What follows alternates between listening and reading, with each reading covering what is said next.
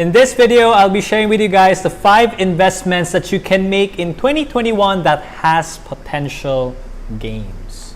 That's amazing, right? Hi guys, my name is Jan. I'm the founder of The Present, where we talk about business, finance, and life-related matters. If you're interested about those topics, don't forget to subscribe and tap the notification bell so that every time we have new videos, you will get notified. Now guys, 2020 is over. Thank God, right? It has been a rough year for most people. A lot of people lost their jobs. Some businesses are struggling, or most businesses are struggling, and that's also the reason why the stock market is also down. Because if the businesses are struggling, then stock market is also down. It kind of is connected in a way, right? So 2021 is going to be a new year. We still are very uncertain as to what's going to happen to the economy, if it's going to bounce back, or is it going to go down, or whatsoever. And no one can really predict the future. But there are some things that we can still do, and that is investing, right? It is one of the best ways for us to beat inflation. And here in the Philippines, it's around 3% to 5% on a yearly basis. So if you can make more money that can beat the inflation through investing, that's the best way that you can do, okay?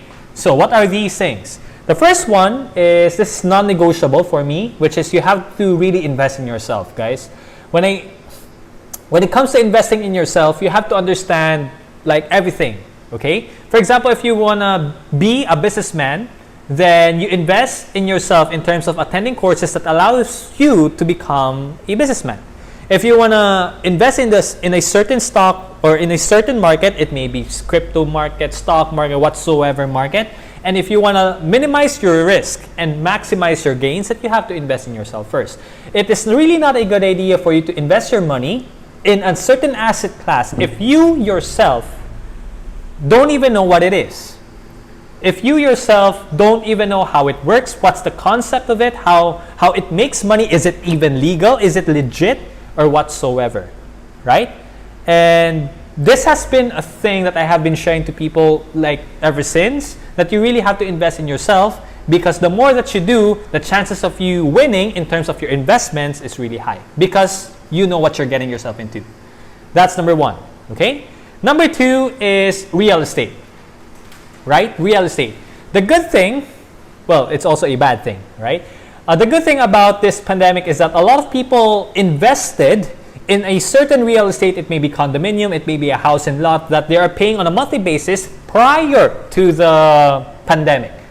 Okay, when everything was doing well, when everyone has jobs, when everybody has a lot of like good businesses. And so they invested during those times because they think that they can afford it on a monthly basis. Okay? However, during the pandemic, a lot of people lost their jobs. A lot of people are suffering in terms of their businesses, and they had to liquidate some of their assets. And one of the assets that they have to liquidate is their real estate.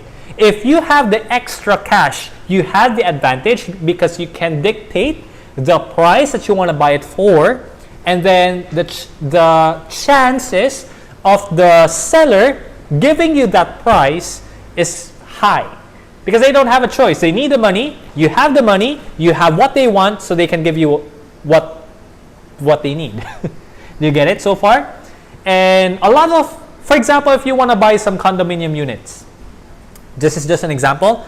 Most of the real estate developers that I know, they are giving flexible payment terms, and at the same time, they are also finding ways to give more discounts or lesser reservation fees or whatsoever, because they need a sale, right? They need a cash flow, money coming in to their account. Okay, so that's the second thing, real estate. In fact, in our case, we invested in real estate during the pandemic. One real estate during the pandemic and one real estate prior to the pandemic. So that's amazing. The third thing is that you can also invest in the stock market. Right now, guys, if we are looking in the Philippine stock market, it's around 7,300 points as of this recording. 7,200 to 7,300 points. The all-time high, as far as I can remember, is around 9,000. So that's like a gap of 1,800. And if the market's going to bounce back, which according to history, the stock market is gonna really go up, right? In a long-term investment. And so there's a chance that it may also break the resistance, the 9,000 points resistance. So if that's the case, if you're going to invest in a certain stock market, in the stock market, the chances of you increasing your money is actually high. But obviously, what I'm referring to the stock market is that you have to pick a certain stock. For example, it may be Jollibee, it may be Pure Gold, it may be MM, it may be Dito, it may be whatsoever. Okay?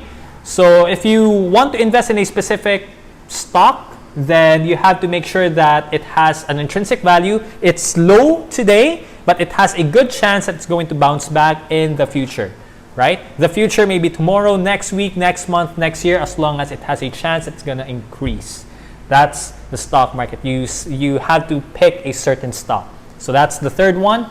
The fourth one is what we call ETFs, Equity Trust Fund. The stock market, guys, you can actually invest in the stock market by picking a specific stock that you want to invest in, and then hopefully it's going to go up, right? And then it also has a chance to give you dividends. It really depends on what kind of stock you are choosing, okay? There's also what we call ETFs, which is basically like a specific portfolio that you can buy, and it really depends on what the portfolio is or comprises of. So for example, ETFs, right? We have the FM ETF, which comprises the PSEI, the Philippine Stock Exchange Index, which means the top 30 companies in the Philippines.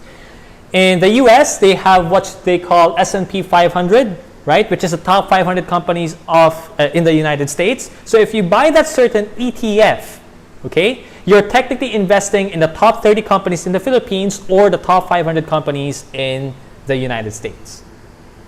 So you are diversified. Unlike if you invest in the stock market, you are betting in a way that this certain stock will do well.